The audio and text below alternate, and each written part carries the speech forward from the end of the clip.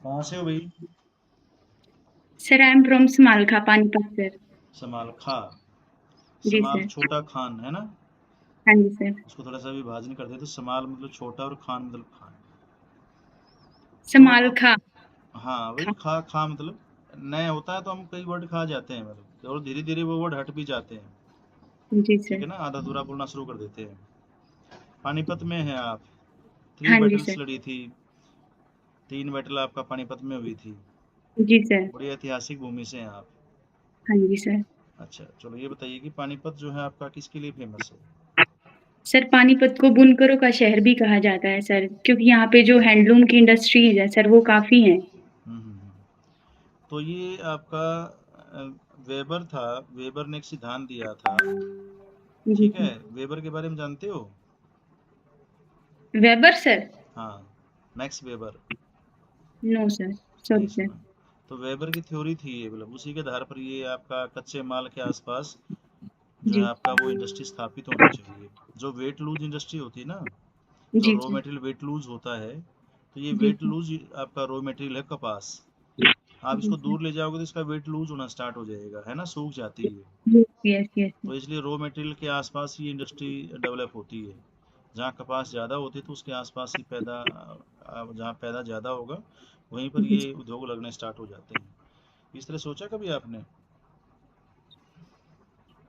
अच्छा ये नहीं सर। बताओ, जी। ऐसा लग रहा है कि स्विगी जोमेटो से ज़्यादा खाना मंगाते हो। नहीं सर। नहीं सर, हम तो घर का ही खाना खाते हैं सर। अच्छा घर का खाते हो, कभी स्विगी स्विगी जोमेटो से नहीं मंगाया आपने? नहीं सर, मैंने कभी नहीं मंगाया सर। कभी नहीं मंगाया? नहीं सर। चलो बेटा नौकरी लग जाएगी अब फिर मंगाना शुरू कर दोगे। अच्छा ये बताओ, तो अमेजोन फ्लिपकार्ट से तो कुछ शॉपिंग की होगी? हाँ जी सर। चलो बहुत बढ़िया है। तो आपके घर जो सामान दे के गया डिलीवरी डिलीवरी बॉय, जी उसको सर। कौन सा वर्कर बोलते हो आपकी भाषा में, इकोनॉमिक्स की भाषा में?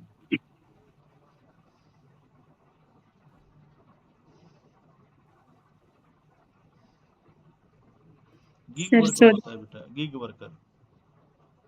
Peak worker. Gig GIG।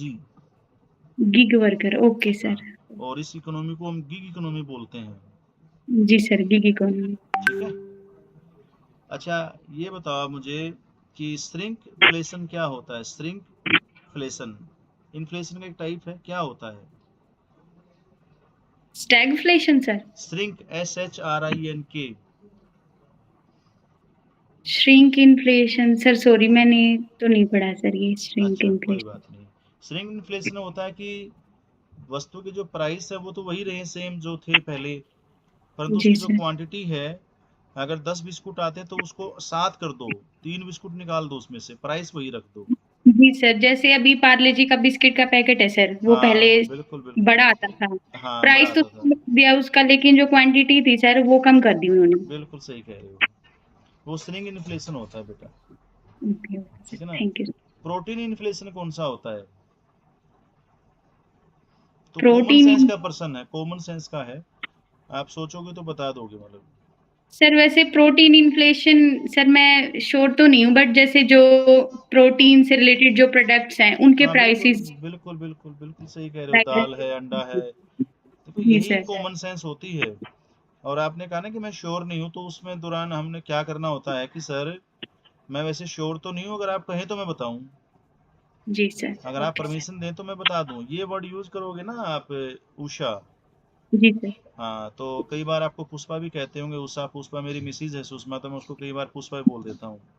Sir Usha ही बोलते हैं सर मुझे तो। अच्छा उषा ही बोलते हैं, तो मुझे लगा कि मैं पुष्पा बोल दूं आपको। तो बेटा उसमें क्या होता है कि क्या बातचीत हम कर रहे थे? Sir protein inflation. हाँ प्रोटीन। तो ये आप ये बस वर्ड बोल देना सामने वाले को कि अगर आप कहें तो मैं बताऊं, इसमें जी श्योर सर। नहीं हूं, तो आपको फिर पूरी आज़ादी मिल जाती है आपकी कॉमन सेंस का यूज करने की।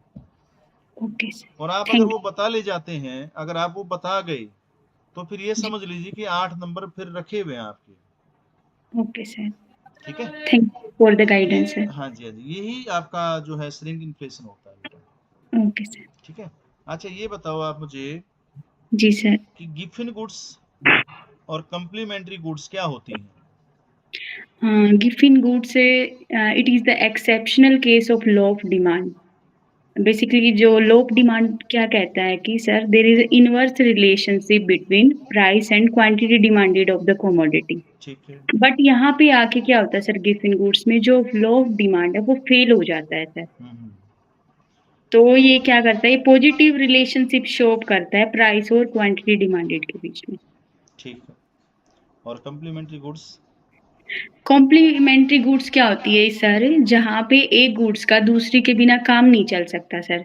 For example sir ink and pen हो गया, कार एंड पेट्रोल हो गया सर। ठीक है। अच्छा मुझे ये बताओ कि अभी आपने गिफिन गुड्स बताया था, जी तो सर। गिफिन गुड्स में जो करव होगा, एंजल करव होगा, वो किस प्रकार का होगा? सर पॉजिटिव स्लोप होगा सर इसका, पॉजिटिव स्लोप होगा। Down to upward slope sir. ठीक। और सामान्य वस्तु में इसका जो स्लोप होगा वो कैसा होगा? सर जो नॉर्मल गुड्स है अगर इनकम के साथ देखें हम सर, वो तो रहेगा सर पॉजिटिव रिलेशनशिप इनकम का और क्वांटिटी डिमांडेड का। लेकिन जो गिफिन गुड्स है सर, गिफिन गुड्स क्या होती है, जो निम्न कोटि की वस्तुएं होती है सर, अगर हमारी इनकम बढ़ेगी तो जो उसकी क्वांटिटी डिमांडेड है सर वो कम हो जाएगी, यानी कि प्राइस और क्वांटिटी डिमांडेड का जो रिलेशन होगा वो सर नेगेटिव होगा। अच्छा होलसेल प्राइस इंडेक्स जो है आपका, उसको जी कौन सर। पब्लिश करता है? और ये बताइए कि उसमें जो है किसको काउंट किया जाता है, गुड्स को या सर्विसेज को, या गुड्स और सर्विसेज दोनों को?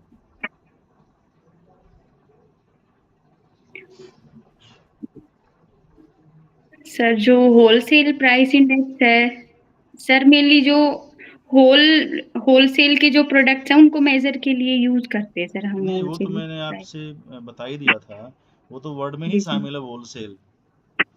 ठीक है। जी सर। जैसे हम वो तो वर्ड से हमें समझ में आ रहा है कि होलसेल मीन्स आपका, आप बोल रहे हो जो वही है। बट मैं ये कह जी रहा हूँ कि उसको कौन पब्लिश करता है, और इसके अंदर क्या गुड्स शामिल होती हैं या सर्विस शामिल होती है या दोनों शामिल होती हैं?